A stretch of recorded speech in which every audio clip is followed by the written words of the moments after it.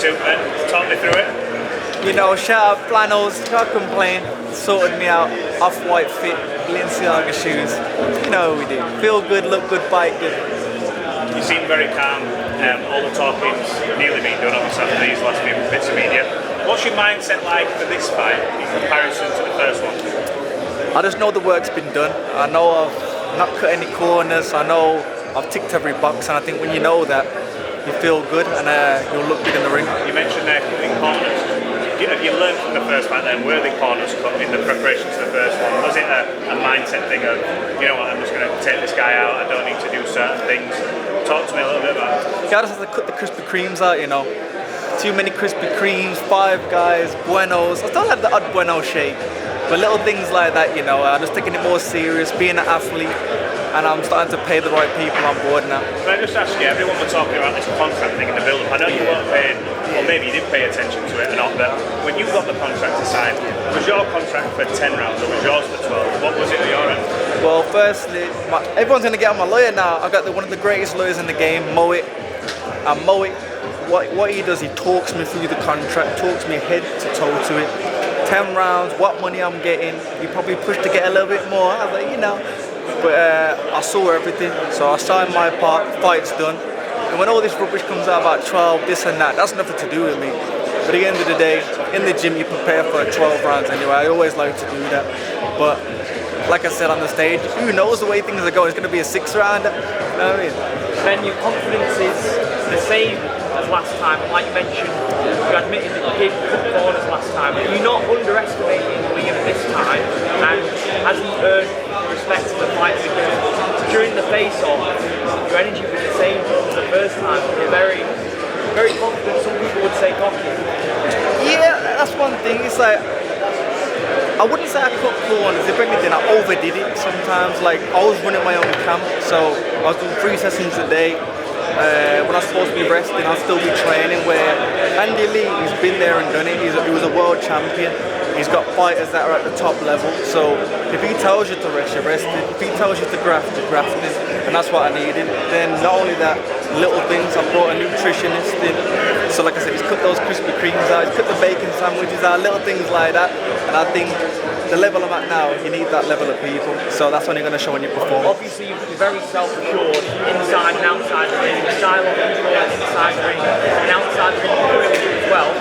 Very comfortable with that. Do you feel like that's your X factor as a fighter and a person? It's clear that your style annoys fighters in there, and maybe your style outside the ring annoys people. I just think, you know, if you've got it, you've got it. But at the end of the day, I'm confident because I work hard.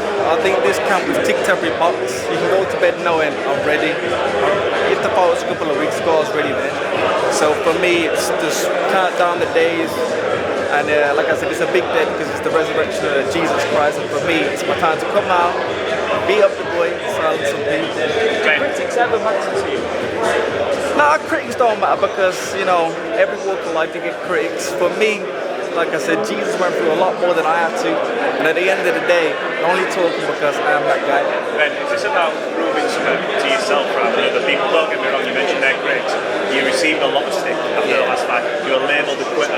You were labelled everything. Is this more of a thing of, when I get this win, it's all about me rather than proving you wrong? Because you believe you are last time.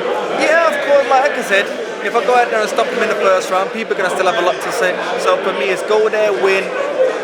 Just let him talk at the end of the day. He's a celebrity now. He's doing all his little podcasts now. And fair play to him, he deserved that spotlight. But when I beat him, I hope you guys go and interview him after as well. Truthfully, like I said, I don't want to give away too much. We've not changed it crazily. He was under the tutelage of Kronk himself. If you saw my first part of my career, I was with Sugar Hill, who was a Kronk fighter. So we sing up the same hymn sheet. I say the main thing is that guidance, that structure. You're walking and this is what you're doing today. Where before, I'll do my own thing. So I think that's the main thing he's changed. He's a great person. The Kronk style is those tall fighters who really punch. Has he maybe worked on you sitting down in shots with you? The funny thing is, like I said, when I first went there, he's going off what other people are saying, oh, you can't really punch. And when I started hitting the pads, he was like, what do you do this in the ring? I said, I don't know, I like to mess around. So, you know, that opened up his eyes, and when he started seeing the power there, we've been working on a few things, but we'll see. How exciting is have Hamza in the gym with him as well? Obviously, super middleweight now, just the weight below him. Yeah, it's good sparring, isn't it? But it's a great, on paper, it's a great stable now. You've got Joe Parker, Paddy Donovan, me, Hamza. I'm sure a lot of people will be trying to join it as well, but I know Andy likes it nice and knit so he can look after us properly. You're going to showboat? You're going to be showboating in Sunday? I'll be showboating, man, you know how I do. Do you have your eyes on the Lyndon Harper Anthony Yarde trilogy fight? Because Anthony mentioned that it's too early for you to step in the ring with him. Yeah. If that's something that you want in the future, what do you make of those comments? Yeah, that's what I say. That's one good thing that happened in my last fight. I was looking at 2026, 2027. I was thinking, man, I'm going to beat up this kid. I'm going to go do this. I'm going to do that. Everything was moving at 100 miles an hour. Where what I like, what happened there is he's taught me to stay in the now, stay present. And I think with that mindset, you're focused on now. And I think that's when you get the best of it. Ben, you've been with Andy Lee for a longer time than people thought. We know that. You put your nose around that. You were working before. You won't tell us a game plan, but what's sort of a key bit of advice Andy Lee's given you in the build-up to this, or when he first brought you on board and stuck with you, that you can tell us? He said, just make sure you go and have a shit before you go out there. Because I left it in there before. I felt like I was going to poo in the ring. But yeah, he's told me a lot. Like I said, he's been in bigger fights than this. He was a world champion. He's had ups and downs in his career. So when you're sitting over the dinner table, he'll talk you through these things. And when you come back to the corner, when someone's been there, you believe it. When people were calling you, you let that get to you. I know you said before, it comes with the territory. You've got to be made for this. But when people are labelling the boxer, that's kind of one of those offensive things you can become. People take defeats and they can come back. But when you label a quitter, it's normally like some of the sticks. Have you just water off a duck's back, brushed it off, or is it something that you've had to deal with and then come back from? How's that sort of resonated with you? I shimmied it off, man. Like I said, they can all say what they want to say, but I might get that tattooed after I beat him, man. Put Whittaker on my shorts. Lots been made about Liam Cameron and his motivation for this fight, but what's your inspiration to prove that was wrong in this fight? What's inspiring you? Yeah, like I said, there's nothing to prove. It's just show what I'm made of, show the real Ben Whittaker, and I'll show that Sunday. And when I get the victory, we'll move on. Ben, what's your prediction for next week? Ben Eubank? Ooh, that's a good one. I like both guys, to be fair. I do really like both guys.